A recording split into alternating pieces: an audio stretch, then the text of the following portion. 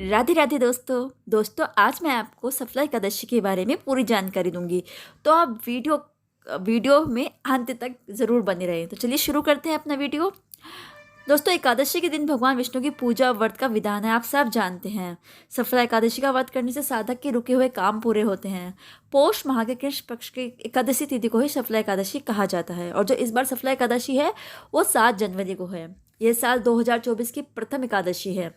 मान्यता है कि एकादशी के दिन भगवान विष्णु की को विशेष चीज़ों का भोग लगाने से साधक की पूजा सफल होती है और श्री हरि प्रसन्न होते हैं।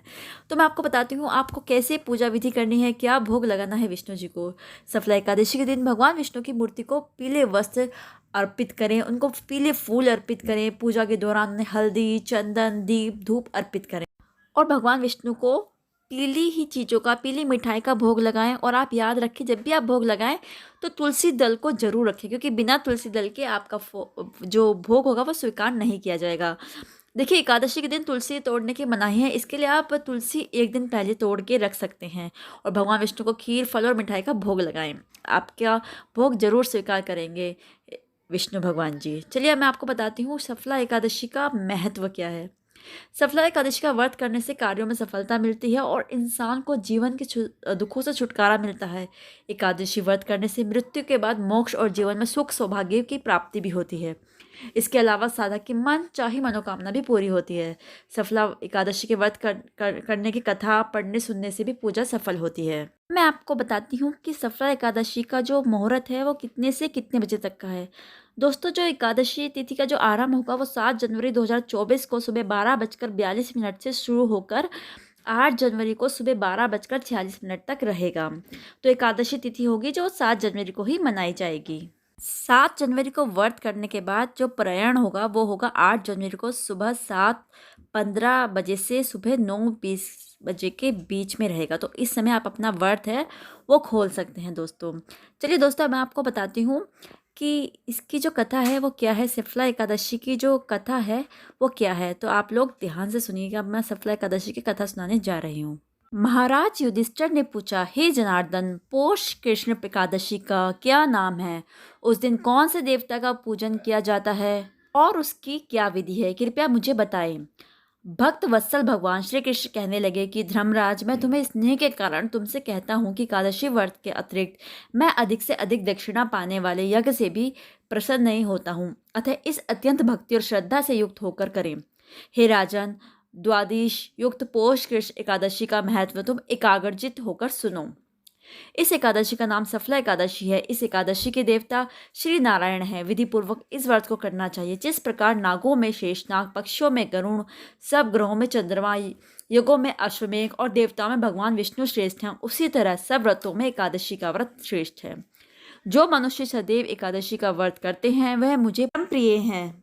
अब इस व्रत की विधि कहता हूँ। मेरी पूजा के लिए ऋतु के अनुकूल फल, नारियल, नींबू, नवेद आदि 16 वस्तुओं का संग्रह करें। इस सामग्री से मेरी पूजा करने के बाद रात्रि जागरण करें।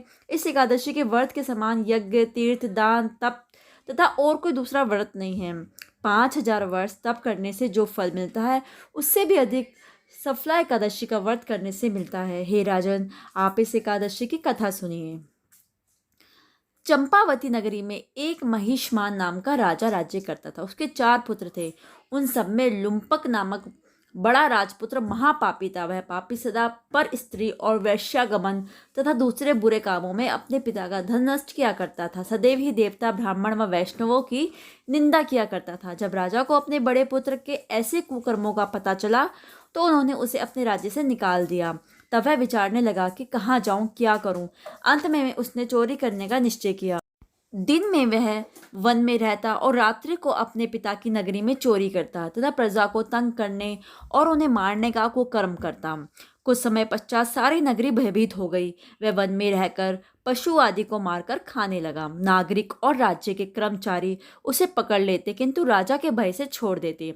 वन में एक अति प्राचीन विशाल पीपल का वृक्ष था। लोग उसकी भगवान के समान पूजा करते थे। उसी वृक्ष के नीचे वह महापापी लुम्पक रहा करता था। इस वन को लोग देवताओं की क्रीड़ा स्थली मानते थे। कुछ समय पश्चात पोष कृष्ण पक्ष की 10वीं के दिन वह वस्त्रहीन होने के कारण शीत के चलते सारी रात्रि सो नहीं सका। उसके हाथ पैर अकड़ गए।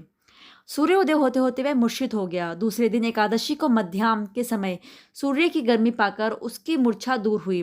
गिरता पड़ता वह भोजन की तलाश में निकला। पशुओं को मारने में वह समर्थ नहीं था, अतः पेड़ों के नीचे गिरे हुए फल उठाकर वापस उसी पीपल वृक्ष के नीचे आ गया। उस समय तक भगवान सूर्य अस्त हो चुके थे।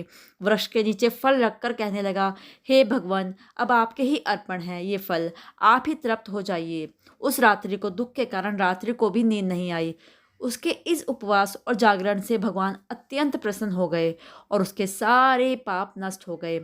दूसरे दिन प्रातः एक अति सुंदर घोड़ा अनेक सुंदर वस्त्रों से सजा हुआ उसके सामने आकर खड़ा हो गया। उसी समय आकाशवाणी हुई कि हे राजपुत्र, श्री नारायण की कृपा से तेरे सब पाप नष्ट हो गए। अब तू अपने पिता के पास जाकर राज्य प्राप्त कर। ऐसी वाणी सुनकर वह अत्यंत प्रसन्न हुआ और दिव्य वस्त्र धारण करके भगवान आपकी जय हो कहकर अपने पिता के पास गया। उसके पिता ने प्रसन्न होकर उसे समस्त राज्य का भार सौंप दिया और वन का रास्ता अपना लिया।